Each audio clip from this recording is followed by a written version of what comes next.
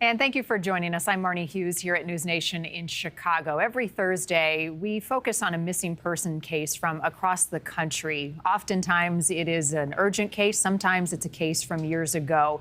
We take this opportunity to shine a light on one of the thousands of missing person cases that happens, and oftentimes they aren't getting a lot of attention. We speak with law enforcement. We talk to families in the hopes of bringing some closure and some answers to those so closely involved in each of these cases. This week's case takes us to Oklahoma, and it is a rural Oklahoma community and the disappearance of a man named Bruce Benson. He is a farmer, and he has never lived outside of the 1 mile area where he grew up. And one day he just simply vanished in late 2022. As NewsNation's Marky Martin reports this morning, Maxine Benson, Bruce's wife, is replaying every single second of the last day her husband was seen and still cannot find even a shred of a clue as to where the 69-year-old could be. In a moment, Maxine will join us live to talk about the case and the latest clues. But first, here is a closer look at Bruce's story. Bruce Benson's new size 11 boots sit by his chair, as if willing him to come home. The farmer was getting all he could out of an old pair, a source of pride for his wife, Maxine. He had his old Red Wing boots on because he saved, we didn't throw nothing away before time to throw it away. With their son Grady by her side, Maxine can't quite believe she is sitting on her ranch of 5 decades, and Bruce isn't there with them. You don't think it'll ever happen to you, and these things don't happen in Cotton County. What is known? Last November, Maxine left Bruce home alone for a girls' trip to Branson, Missouri. That night, Grady got a flat on the plow, and Bruce came in his pickup to help out. I was getting a tire out of the barn, and he pulled up over there and shined his lights up there so I could turn the lights on in the barn. Bruce said goodnight from inside his truck. Told him I'd see him tomorrow, And he seemed normal. Yeah. Yep. Nothing out of the ordinary. Bruce had a relatively new phone, but insisted it be a flip. So when Maxine didn't get her text returned, she wasn't worried. The next morning I tried again, and then I didn't know. So I called him. So I come by over here, come up to that door, knocked on it, and I could see his boots in here. And like I said, it was of a morning. I thought, he's probably still in bed. I'll make a few rounds, check some cattle, and come back by. While making those cattle rounds, Grady saw his dad's pickup parked right where it belonged. I come back through, knocked on the door, and when he still didn't come to the door, that's whenever I was, went to getting this feeling something's not right. Maxine and her friends hurried home. Soon, just about all of Cotton County, Oklahoma was searching for Bruce Benson. His unlocked truck contained keys, that cell phone, and his wallet with $200 cash. Did you ever think in a million years you'd still be sitting in your living room? No. Still not knowing. Never. As the months pass, Maxine's Facebook posts changed from farming and family to finding her love in time for their 50th wedding anniversary this July. The thing my mama said to me the day we got married is always take care of your man. And I've tried to do that.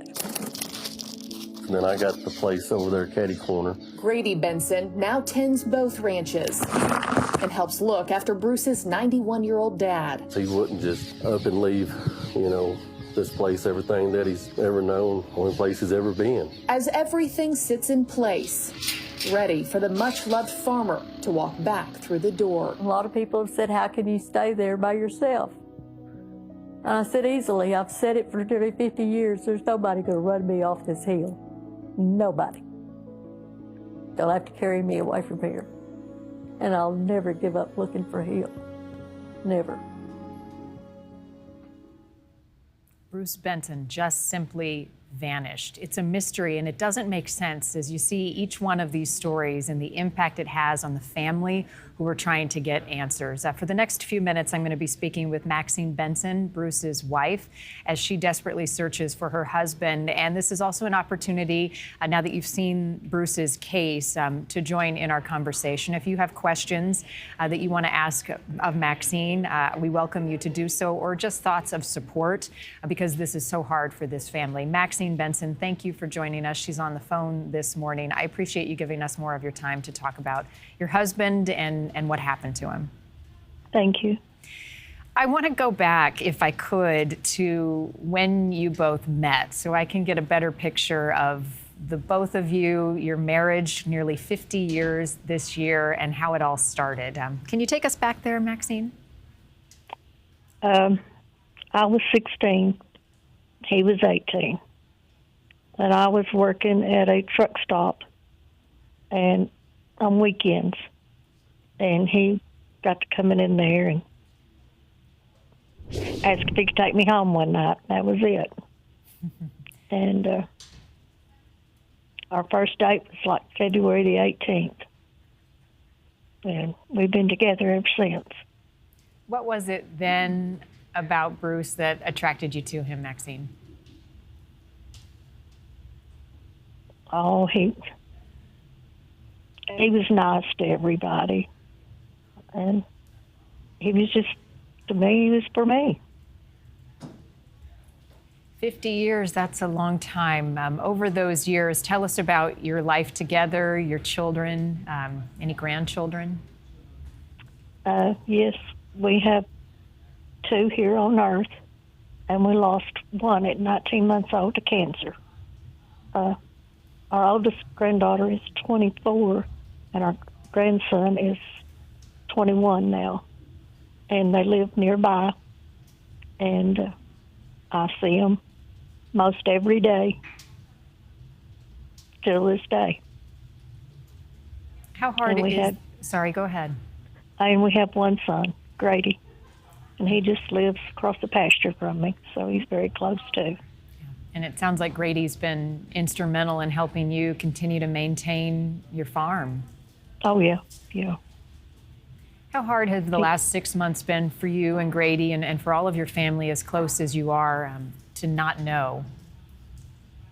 It's the not knowing. It's just been pure hell.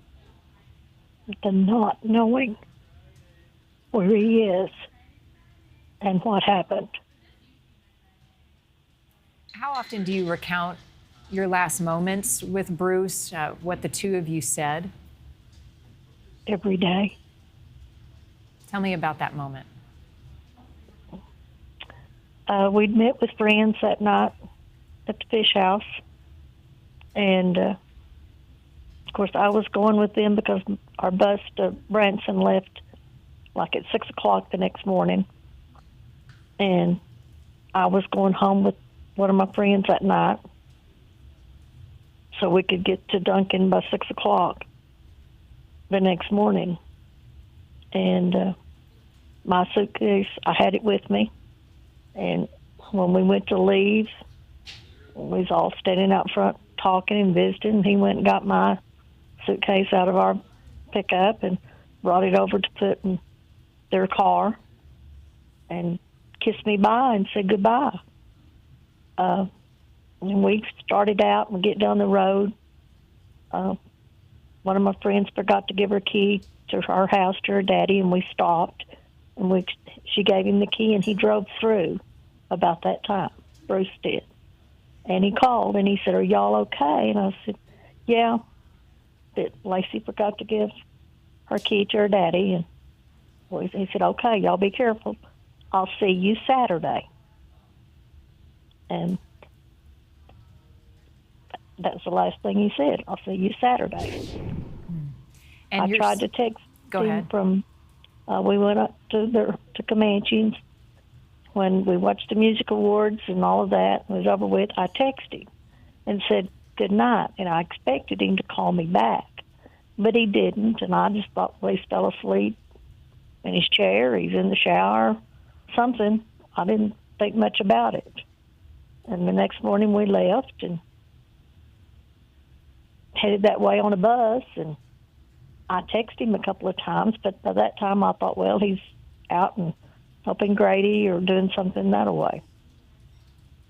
And I think whatever happened, it happened by 11 o'clock that Wednesday night, and it happened in the carport. Whatever happened, I think it happened there. And why do you think that? because his keys, his wallet, and his phone were still in that pickup. And it was parked in the carport like he always does. I think somebody surprised him at the carport. And what evidence do you, as you talk to police, have of that? And it sounds like you suspect some sort of foul play. Oh, they think like I do about that part. There's a lot they can't tell me that they know. Because he did not come in the house. I know he did not come in this house that night. That on Tuesday before we went to vote, we did that. We left there and we went to the grocery store getting him some snacks for when I'd be gone, and I got stuff to make a pie. And if he'd came back in this house, he'd have ate some more of that pie that night. And he did not come back in this house. There's no signs that he came in this house. Were there any signs of a struggle, Maxine, near the car with all of his belongings left behind? Not that they can find. How about anyone your husband may have had a conflict with or any problems with? Had he indicated to you that was happening? He never had a conflict with anybody. His whole life. He never. Nothing. So is it your belief that this was something random? Had you seen anything around your property prior to him vanishing? I really think it was random, but, who knows?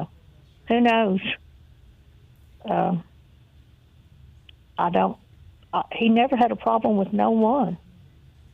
He was always always happy about everything, and all he thought about was us and farming and all of his life. Mm-hmm. Did Bruce have any health issues? Was he ailing in any way? No. Other than his keys and his wallet, any other evidence at the last place his truck was seen? Any texts on his phone? No. All the texts that was on his phone is what I'd sent him. Trying to, said, call me, whatever, I know there is information you can't share, but you're working with law enforcement. Anything that they've been able to provide to you, giving you some hope that they're close, that they have any leads? I think they're close. I think they're real close. And it will come out, I'm hoping soon, but they gotta, somebody will crack. And I think it's close on them cracking. So police and you believe someone knows something. The message to that person or group of people is what, Maxine? Please, somebody, come forward and tell us something. Let us find him.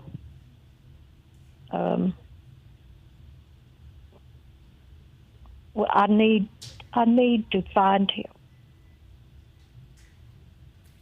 As you look back on your life with Bruce over so many decades, so many happy times, share a memory of your husband, if you could, Maxine. I know it's hard.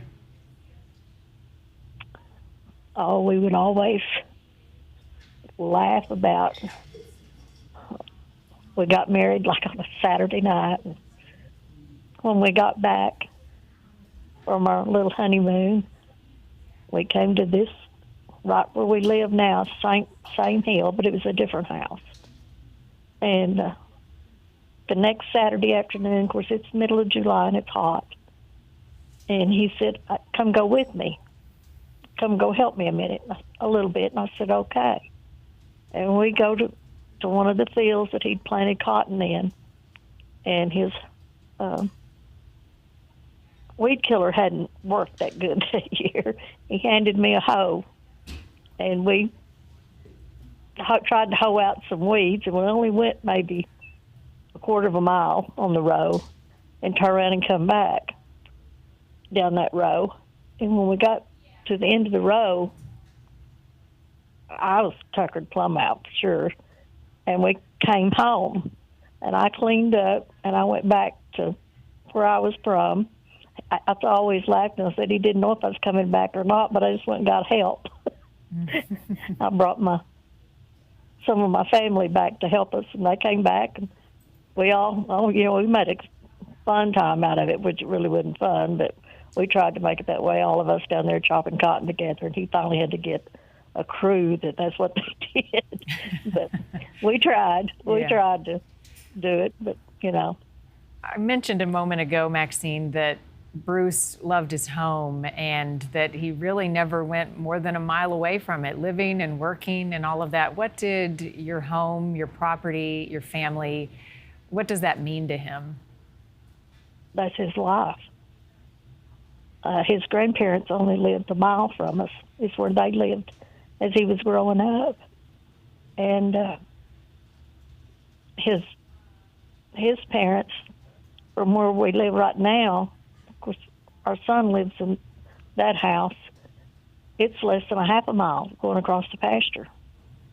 He's lived in 3 houses his whole life.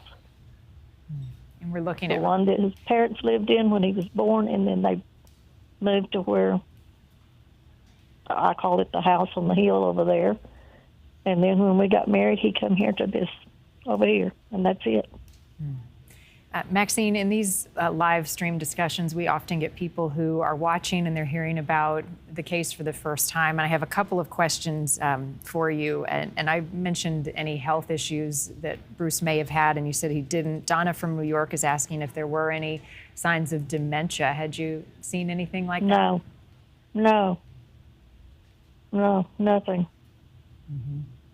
I have another question. This is just more of an offerance of help from C. Macklemore, who is watching right now and asking if there are ways that we can help Maxine and Grady during this terrible time, this terrible disappearance.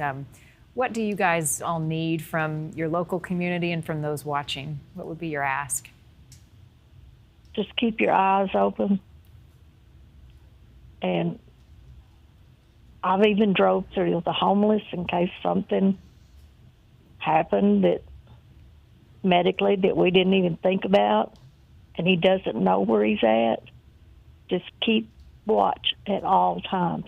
Just keep watching. Have you all conducted searches in your area on your property? That's all happened multiple times? That all happened. That first weekend there was helicopters, airplanes, people on horseback, people on four-wheelers, walking, dogs, drones, you name it, it was here. And they were looking probably, I would say, within a 5-mile radius of here then. Because we are near Red River and we are near Cache Creek. And a number of times they came and did that. I know you think about Bruce often. At what point of the day or night is it the hardest? Do you think about him the most? Nighttime. Why is that? I can stay busy enough during the day, but at night, it's not easy. If you could say anything to your husband, Maxine, what would you tell him? Well, he knows I love him, but I just need him back. I need him to come back. Maxine, my heart breaks for you. I cannot tell you how much I appreciate you giving us some of your time, sharing your husband with us and with your family. My final question to you is if anybody knows anything and can help, who do they contact? How do they reach out? What do they do? They can contact me, or they can contact the Cotton County Sheriff's Department, or the OSBI, or Grady. Any of us. Maxine Benson, her husband, Bruce Benson, his picture is on your screen. If you can help, if you know anything, the Cotton County Sheriff's Office is ready for you to reach out. Maxine, I send you my love, a virtual hug. Thank you again. Thank you. My heart goes out to you. God bless you and your family, and we'll be in touch. I hope you have answers soon. Thank you so much. I appreciate it. Thank you. Mm-hmm. Please join us next week for another missing case. And again, if you have any information that can help in this one, reach out to authorities. I'm Marnie Hughes in Chicago. As always, thank you for giving us some of your time, for participating in these discussions. As difficult as they are important. I'll see you next week.